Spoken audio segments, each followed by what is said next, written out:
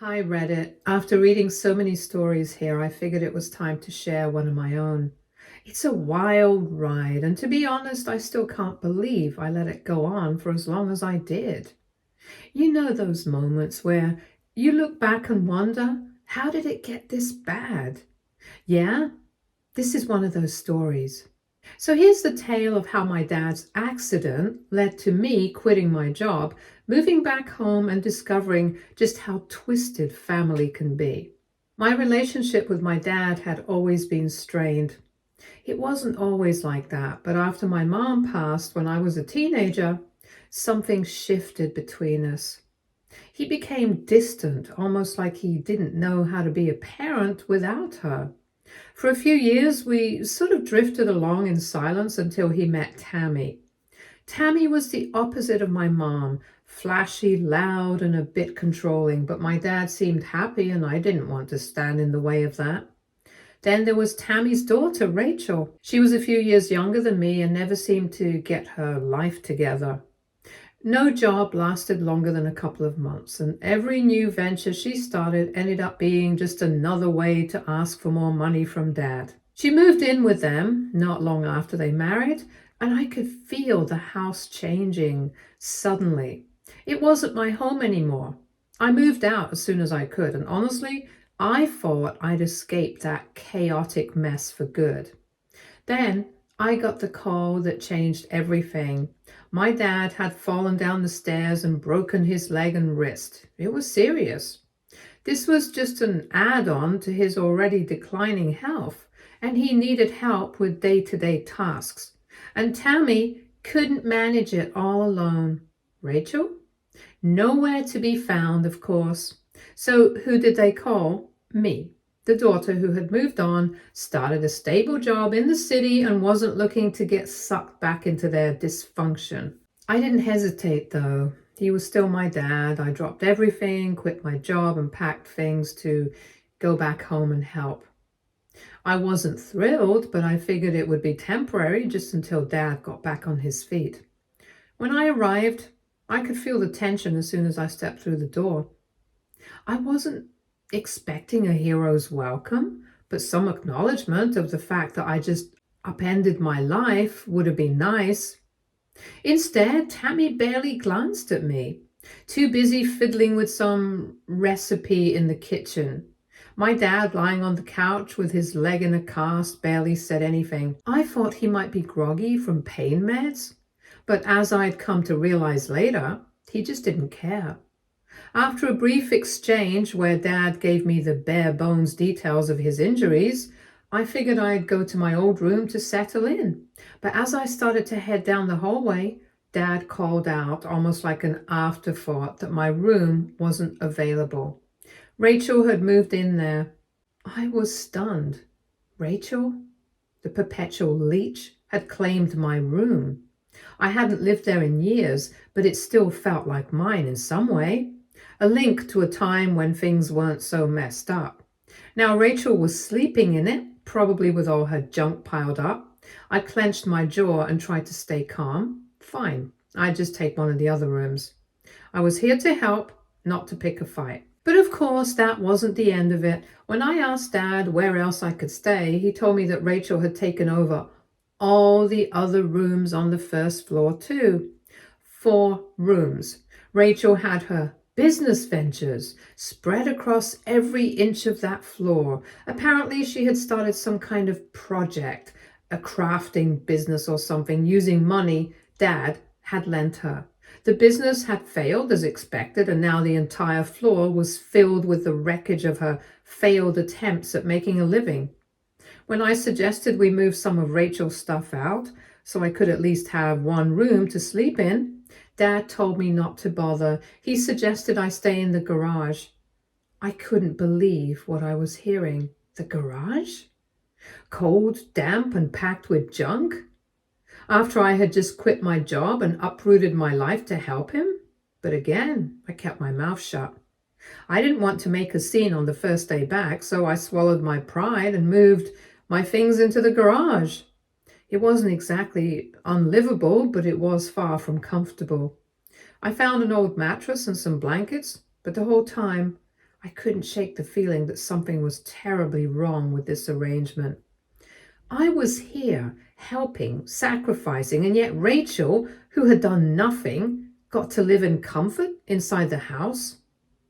That first night, I barely slept. I was freezing, surrounded by piles of old toolboxes and junk. My thoughts kept racing. How had I ended up in this situation? I tried to remind myself I was doing this for Dad, but it wasn't sitting right with me. Still, I told myself things would get better the next day. I talked to Dad again, explained that I needed a proper place to stay, and surely he'd understand. The next day, while Dad was napping, I decided to pass the time by going through some old boxes in the garage. I wasn't looking for anything in particular, just curious, and that's when I found it. An old letter stuffed into a pile of papers. It was from the county, dated almost 5 years ago. The letter was a final notice about unpaid property taxes. According to the letter, if the taxes weren't paid soon, the house would be seized. I couldn't believe it. My dad had been letting the taxes pile up for years. How had this slipped through the cracks? I brought it to him immediately, and when he saw it, he looked shocked. He claimed he had forgotten about it, that it was supposed to be taken care of, but with everything going on, it had fallen by the wayside. That's when I realized something wasn't adding up. How could you forget something as important as losing your house? And Tammy? She brushed it off like it was no big deal. She even had the nerve to tell me to let it go and that it would all work out. And meanwhile, I was the one scrambling to figure out how to stop this disaster from happening. Over the next few days, I tried to get a handle on the situation, contacting the county and figuring out how much time we had before the house was officially seized. Tammy and Rachel, on the other hand, acted like nothing was happening. They carried on with their lives, Rachel still hogging all the rooms, Tammy going out to her yoga classes and social events. It was like I didn't exist, like my presence was just an afterthought to them, despite the fact that I was the only one trying to stop the house from being taken. But then things got even worse. While digging through more of Dad's paperwork, I stumbled across something I never expected. Evidence that Tammy had been siphoning money from Dad's accounts for years. Slowly but surely, she'd been draining his savings, funneling it into an account under her name. Rachel was in on it too, getting monthly allowances from Dad's account, all without his knowledge. They had been taking advantage of him for years, and he didn't even realize it. I didn't know what to do. I felt sick to my stomach. Here I was, the one person trying to help, and the people Dad had trusted were betraying him right under his nose. I had to do something, but what? And was it even my place to get involved? I felt like I'd been punched in the gut.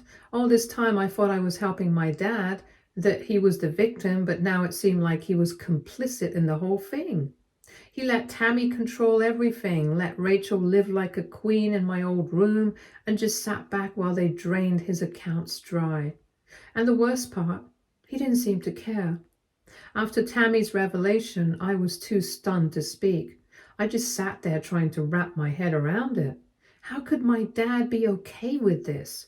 How could he let them take over his life, his finances, everything?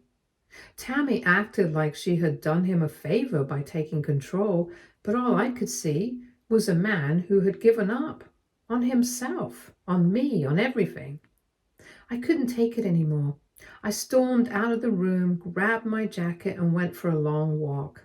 I needed to clear my head and to figure out what the hell I was going to do next. The more I thought about it, the angrier I got. I had quit my job, put my life on hold to help him, and this was how he repaid me?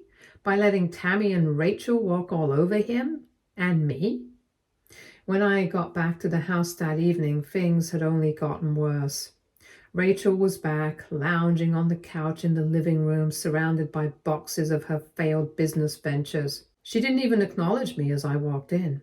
I couldn't hold back anymore. I confronted her, demanding to know why she was hogging all the space and treating the house like her personal storage unit while I was stuck in the freezing garage. Rachel just shrugged and said that that's the arrangement they had, and I should have asked before moving in, like I was some sort of guest in my own father's house. I couldn't believe the entitlement. She had completely taken over, acting like she owned the place, and no one, not Dad, not Tammy, was doing anything to stop her. That night, I couldn't sleep. I had always known Rachel was lazy, but this level of audacity was something else. And Tammy, she was the puppet master behind it all, controlling Dad and making sure her daughter reaped all the benefits. I knew I had to do something, but I didn't know where to start. I was one person against this twisted duo, and even my own father wasn't on my side. The next day, things escalated even further, and I decided to take matters into my own hands. If Tammy and Rachel weren't going to give me space, I'd make space. I started clearing out one of the rooms on the first floor, the one closest to my old room, which Rachel had been using as a dumping ground for her business supplies. I figured if I cleared enough junk, I could at least sleep in a proper bed and not freeze in the garage. I had barely started moving boxes when Tammy appeared, furious. She demanded to know what I was doing, and when I told her I was making room for myself, she lost it. She started yelling at me, accusing me of overstepping and acting like I owned the place. I reminded her that this was my father's house and I had every right to be there, but she wouldn't back down. The shouting match escalated, with Tammy threatening to call the cops if I didn't stop messing with Rachel's things. At that point, I'd had enough. I stood my ground, telling her that if anyone was going to call the cops, it would be me. I could tell the authorities all about the financial exploitation I had uncovered, about how she and Rachel were draining my dad's accounts while he sat there oblivious. That shut her up for a moment. But then she played her trump card, Dad. She dragged him into the argument, telling him that I was trying to destroy their family by causing trouble. And here's the part that still stings the most. Dad took her side. He told me to stop making things difficult and that I should respect Tammy and Rachel because they had been there for him while I abandoned the family to go live in the city. I couldn't believe it. After everything I had done, after dropping my life to come and help him, this was how he saw me? The daughter who abandoned him? I was livid. I packed my things and I left the house for the rest of the day, just driving around aimlessly trying to cool down.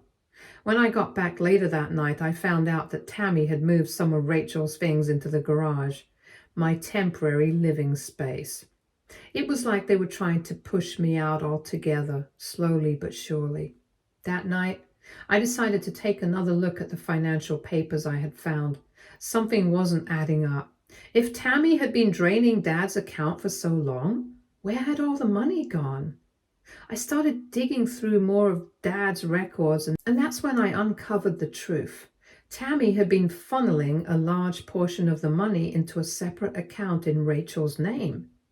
The account had thousands of dollars in it, money that should have been used for Dad's care, for the house, for anything other than supporting Rachel's failed business ventures. I knew I couldn't keep quiet about this anymore. This wasn't just about me sleeping in a garage or Rachel taking over my room.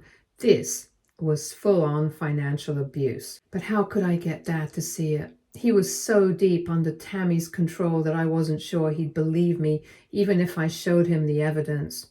I thought about contacting a lawyer, but that felt too extreme. After all, this was still my family, as messed up as they were. I didn't want to destroy what little relationship I had left with my dad, but I also couldn't stand by and watch them ruin his life any longer. I decided I needed to be strategic about this. I started making copies of all the documents I found, bank statements, transaction records, everything. I wasn't going to confront them just yet, but I was preparing for the moment when I would. And that moment was coming soon, whether they knew it or not. I had to act. I gathered all the evidence I had collected and sat down with Dad again. this time laying everything out in front of him, every shady transaction, every dollar Tammy had siphoned off, every failed business Rachel had used as an excuse to bleed him dry. I even told him about the conversation I'd overheard about selling the house. But Dad's response was heartbreaking. He refused to believe it. He said I was blowing things out of proportion, that Tammy loved him and would never do something like that. He accused me of trying to drive a wedge between him and Tammy, of being jealous because I hadn't been part of the family for so long. I was at my breaking point. I told him that if he didn't wake up soon, he was going to lose everything. His house, his savings, and maybe even me. I couldn't keep putting myself in the middle of this mess if he wasn't willing to help himself. I thought that might get through to him, but he just stared at me silent as if he didn't recognize me anymore. I don't know what to do now. Part of me wants to walk away, to let them deal with the consequences of their actions, but another part of me can't just leave my dad to be taken advantage of like this. I'm stuck in this impossible situation. No matter what I do, it feels like I'm going to lose. So Reddit, AITA for trying to step in and fix this mess, or should I just let it go and let them handle the fallout themselves? Update 1. Hey everyone, I just want to start by saying thank you for all the overwhelming support and responses to my last post. I've been trying to keep up with all the advice and comments, but honestly, it's been a whirlwind. I'm barely holding it together. You guys have no idea how much your words have meant to me. It feels like you're the only ones in my corner right now. After my last conversation with Dad, I knew I couldn't stay in that house any longer. It was suffocating. Every time I looked at Rachel lounging around or Tammy acting like she owned the place, my blood would boil. But the worst part was seeing my dad just sitting there, letting them drain everything he and my mom had worked so hard to build. I knew deep down I had done everything I could to help him, but it was clear he didn't want to help himself. It was time for me to step back, at least for my own sanity. So I packed a bag and left. I didn't have a plan. I just needed to get out of there. I've been staying with a friend in the city trying to figure out my next move, but even though I physically left that house, my mind has been stuck there. The guilt of leaving Dad behind, even though I know I tried my best, has been eating me alive. But I knew I had to get someone else involved, someone Dad might actually listen to, since he clearly wasn't listening to me. That's when I decided to call my uncle, Dad's younger brother. My uncle has always been the practical one in the family. He's never been a fan of Tammy's. He's been suspicious of her from the start, and I figured if anyone could knock some sense into Dad, it would be him. I explained everything to him, how Tammy and Rachel had taken over and how Dad was oblivious to the financial mess they were creating. My uncle was furious. He couldn't believe what he was hearing, and he promised he'd drive down and talk to Dad himself. A few days passed, and I was anxiously waiting to hear back. I got a text from my cousin saying my uncle was on his way to the house, and I felt a flicker of hope. Maybe this was the turning point. Maybe if Dad saw that it wasn't just me, if someone else he trusted told him what was going on, he'd finally wake up and take action. But when my uncle arrived at the house, things didn't go as planned. Apparently, Tammy and Rachel refused to let him in. My cousin texted me updates in real time, and I could hardly believe what I was reading. Tammy had come to the door and immediately started acting all defensive, telling my uncle that Dad was resting and couldn't handle visitors right now. She went on and on about how Dad was fragile, how he needed peace and quiet, and how they were taking care of him. My uncle wasn't having it. He told them he wasn't leaving until he saw his brother. That's when Rachel came out of nowhere, backing Tammy up. They both started ganging up on him, telling him to leave and that Dad didn't need any family drama right now. My uncle tried to push past them, saying he was just there to talk, but they physically blocked the doorway and refused to let him in. They even threatened to call the police if he didn't leave. He didn't want to escalate the situation in front of Dad, especially if Dad really was resting, so reluctantly he left. But before he drove off, he told them that this wasn't over. He said he'd be back with legal action if necessary. When I got that message from my cousin, I felt my heart sink. If my own uncle couldn't even get through to Dad, what hope did I have? Later that night, my uncle called me. He was livid. He told me that the whole situation was fishy, how Tammy and Rachel were acting so defensive, almost like they were hiding something. He said that the fact they wouldn't even let him see Dad raised all kinds of red flags. I agreed. I mean, what were they afraid of? Why were they keeping Dad isolated from the rest of the family?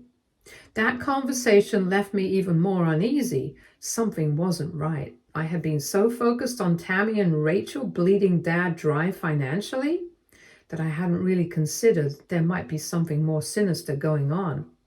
My uncle seemed to think they were keeping Dad deliberately isolated, maybe even manipulating him into staying dependent on them. The thought made me sick. Over the next few days, I tried calling Dad several times, but I could never get through to him. Tammy always picked up with some excuse about how he was too tired or too busy resting. It didn't make sense. I started to worry that maybe Dad wasn't okay, physically or mentally. I had no idea what they were telling him or if he was even aware of what was happening around him. Finally, my cousin, who's a lawyer, suggested we start looking into options for legal intervention. He told me that if Tammy really was keeping Dad isolated and controlling his finances, we might be able to get a conservatorship or guardianship in place, especially if we could prove that Dad wasn't in a position to make decisions for himself anymore. The problem was that we didn't have enough evidence. Everything I had was circumstantial, my word against theirs. Still, I started keeping track of every interaction I had with Tammy, Rachel, and Dad, or at least the few interactions I was allowed to have. Every time they blocked my calls or made some excuse for why Dad couldn't talk to me, I made a note of it. I knew I needed to gather as much as I could if I had any chance of getting legal help. And then, out of nowhere, I got a text from Rachel. It was short and passive-aggressive, typical of her. She basically told me to stop stirring up trouble and to respect Dad's wishes. She claimed Dad didn't want to see me because I was causing stress and making things worse for him. The text made my blood boil. It was clear she was manipulating the situation, trying to paint me as the villain while she and her mother continued to pull the strings behind the scenes. But what really got me was the way she phrased things. She kept saying, "We have Dad's best interests at heart, and we know what's best for him." It was like she had completely taken over, speaking for him as if he didn't have a voice of his own anymore. That was the moment I knew for sure that something deeper was going on. They weren't just taking his money. They were taking his autonomy, his ability to make decisions for himself. I still haven't spoken to Dad directly since I left. Every time I think about it, it breaks my heart. I just hope we can reach him before it's too late. Whatever Tammy and Rachel are up to, I'm not going to let them get away with it. I'll keep you guys updated as things develop. Thanks again for all the support. I really need it right now. Update 2. After the last few days of chaos, my uncle and I decided it was time to take more drastic action. He was as furious as I was about how Rachel and Tammy were isolating my dad and refusing to let anyone in to see him. We'd already tried reasoning with them, but it was clear they were playing some kind of twisted game, and I was terrified that if we didn't act soon, Dad would only get worse. So, Uncle made a few calls, and the next day we planned another visit to Dad's house, this time with one of his lawyer friends. We weren't trying to stir up a full-on legal battle just yet, but we wanted to send a clear message. We were serious. We weren't going to back down. If Tammy and Rachel thought they could keep Dad isolated forever, they had another thing coming. When we arrived at the house, it was deja vu, just like last time. Tammy and Rachel answered the door, already on edge.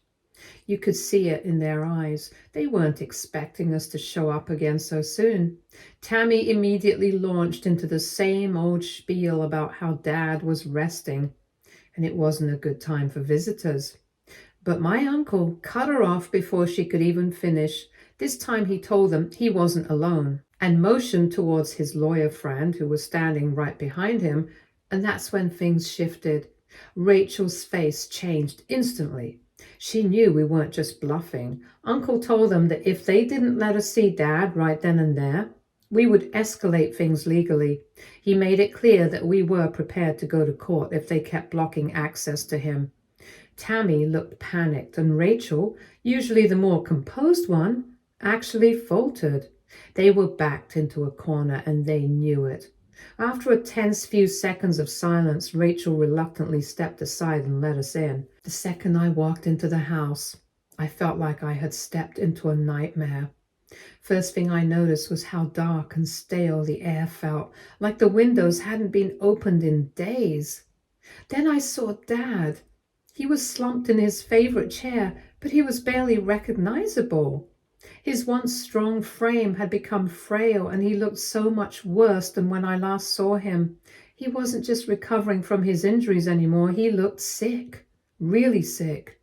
His skin was pale and clammy, his eyes dull, and there was this vacant, tired look on his face that chilled me to the bone.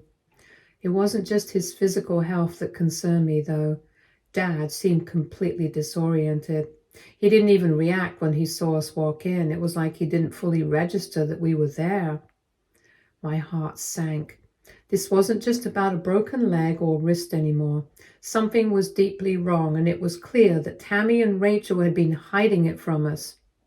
I had a horrible feeling they'd been neglecting him this whole time, and my suspicions grew stronger the longer I looked at him. I lost it. I couldn't hold back anymore. I just snapped. I turned to Tammy and Rachel, my voice shaking with rage, and I called them out for what they were doing. I told them I knew exactly what was going on, that they were using Dad for his money, draining everything he had, and that they were willing to let him rot in that chair just to keep control of his assets. I couldn't believe how far they'd let this go, and I wasn't going to stand by and watch them destroy my father for their own selfish benefit. They tried to defend themselves, of course. Tammy gave some excuse about how Dad needed rest, and they were doing everything they could to care for him. Rachel jumped in with her usual nonsense about how she had been helping with his recovery, but I was done listening to their lies. I cut them off mid-sentence, telling them that I didn't care what excuses they had. It was over. I told them that I wanted them out of the house by the end of the day. I didn't care what they had to say. It was Dad's house, and only his. Nothing in that house belonged to them except for the junk they had scattered around. The moment those words left my mouth, Rachel's face twisted with anger. She argued back, saying that it was their house too, and they had every right to be there, but I wasn't having any of it. I stood my ground and told them that I didn't care what they thought. They were leeching off my father, and I wasn't going to let it happen any longer. Tammy tried to play the victim, whining about how they had nowhere else to go and that they were doing their best, but it was clear that this was all just an act. I had heard enough. I turned to my uncle, and his lawyer friend nodded in agreement. It was time to get them out, one way or another. My uncle made it clear that we had enough evidence to take this to court if they didn't leave voluntarily, and that they could either pack up and leave quietly, or we'd get the law involved and drag them out. The room went silent after that. Rachel glared at me, her face flushed with anger, but she knew she had no choice. They were backed into a corner with no way out. Tammy, still trying to keep up her fake persona, muttered something under her breath and stormed out of the room. I knew they wouldn't go down without a fight, but for the first time, I felt like we had the upper hand. After a few tense moments, I turned back to Dad. He hadn't said a word during the whole exchange. He looked so weak, so unlike the man I grew up with, and it broke my heart to see him like that. I knelt down beside him, gently asking if he was okay, but he barely responded. It was like he was slipping away, mentally and physically. I had no idea how long this had been going on, but it was clear that if we hadn't stepped in when we did, things could have gotten even worse. Before we left, Uncle told Tammy and Rachel that they had until the end of the day to pack up their things and leave. If they were still there by evening, we'd be back with police and legal papers. As we left the house, I felt a strange mix of relief and sadness. I knew we'd finally made progress, but at what cost? Dad was a shell of the person he used to be, and I couldn't shake the feeling that we were too late. We drove back to my uncle's house in silence, and there was still so much to process, but at least now we had a plan. I wasn't going to let Tammy and Rachel get away with this, and I knew we were closer than ever to getting them out of Dad's life for good. I'll keep you all posted on what happens next, but for now, I just need some time to recover from everything. Thank you again for all the support. It means the world to me knowing that I'm not alone in this fight. Update 3. Hey everyone, I just wanted to give you all another update after everything that's gone down over the past week. Your support has been a huge help, and I really appreciate everyone who's been following this wild journey. So after that intense argument with Tammy and Rachel a few days ago, they actually left the house that same day. I'm guessing they were scared off by the legal threat my uncle and his lawyer friend threw at them. There was no dramatic scene when they packed up and left, no final words exchanged. I got back to the house later that evening, and by then they were already gone. Since they left, I've moved back in with Dad to take care of him. It's been an adjustment for both of us. He's doing better health-wise, but I don't think he fully approves of how I handled things with Tammy and Rachel. I can tell there's a part of him that's conflicted. He knows they weren't good for him, but I think he still feels guilty about them being gone. It's complicated, and it's not like we've had any deep conversations about it, but I can sense his unease. But at the end of the day, he's the one who asked me to come back and take care of him. And given the state he was in, I didn't see any other option. I had to make sure he was safe, even if it meant throwing out his wife and stepdaughter. My uncle has been a huge help during all of this. He's tried talking sense into Dad, reminding him that Tammy and Rachel were taking advantage of him and that we did the right thing by stepping in. Still, Dad's stubborn. He's always had a soft spot for Tammy, and I think that's what's making this so hard for him. But little by little, he's starting to come around. It's been tough, but I'm doing my best to focus on his recovery and keep things stable around here. Speaking of Tammy and Rachel, we haven't heard from them since they left. They've completely disappeared off the radar. At first, I was worried they tried to come back or stir up more drama, but it's been radio silence. I don't know where they went, and honestly, I don't care. As long as they stay away from Dad and the house, I'll be content. Oh, I almost forgot. After they left, we started clearing out the house. It was a complete mess. Rachel had left all her junk scattered across the first floor, and it took days to sort through it. But while we were cleaning, we found something shocking. Proof that they were planning to sell our house. We stumbled across some paperwork hidden in one of the piles of stuff Rachel left behind, and it outlined a plan to put the house on the market. It's clear they were trying to get their hands on whatever money they could, probably while Dad was still incapacitated from his injuries. Finding that just confirmed everything I had suspected. They were willing to sell our family home right out from under us. It's terrifying to think how close they came to pulling it off. I'm just thankful we got them out of the house when we did. I can only hope this is a lesson for them and that they're gone for good. They took enough from Dad already, and I'm not going to let them get anywhere near him or the house again. As for myself, I've been trying to figure out what my next steps are. I've decided to look for a job closer to home so I can be here for Dad. It's not what I originally planned, but right now, it's what needs to happen. Dad's doing better, but he's still not fully back to his old self, and I want to make sure he gets the care he needs. I'm also in the process of hiring a nurse to help out with his day-to-day care. I want to make sure he's getting proper attention, especially when I'm not around. It's been a lot to handle, but I'm confident that things are moving in the right direction. Anyway, that's where things stand right now. I'm exhausted, but I feel like we've turned a corner. Thank you all again for the support. It's been a tough road, but knowing I'm not alone in this has made all the difference. I'll keep you posted if anything else happens, but for now, I'm focusing on getting life back to normal and making sure Dad is safe and cared for. Thanks again, Reddit. You've been amazing. Stay tuned for more stories from Argo Relationships.